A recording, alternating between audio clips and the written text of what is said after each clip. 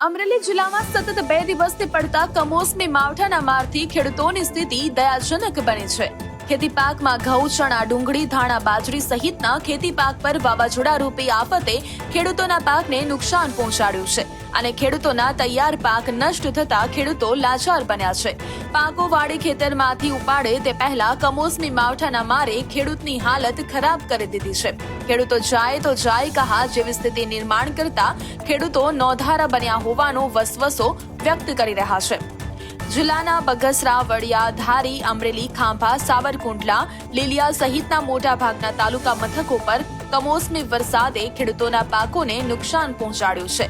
ત્યારે ખેડૂતો સરકાર સમક્ષ ફરી આશાઓ ભરી મીટ માંડે બેઠા છે અને ખેડૂતોના પાકોનો સર્વે કરીને સરકાર સહાયરૂપ બને તેવી લાગણીઓ ખેડૂતોએ વ્યક્ત કરી છે। કાંતિભાઈ સાંગાણી, ગામ વડિયા।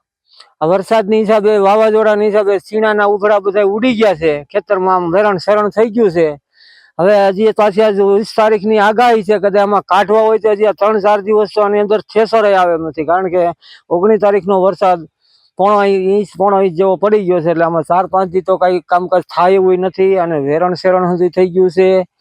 અને હવે આમાં તો આને વેચવા જાવું તો આનું કઈ આવી છે ને આ બધા પાછળ ઉગી જાય એવું લાગશે, તો હજી 2 દી વરાય છે તો કદાચ આમાં કઈ લેવાનું રહે નહીં। હવે આમાં આવી નુકસાની થઈ છે અંધી, હવે વાડી આવીને આમાં કઈ દસ હુજે ને એવું થઈ ગયું છે અંધી, માય બાપ ખેડૂત મૂંઝાણો છે, જાય તો જાય।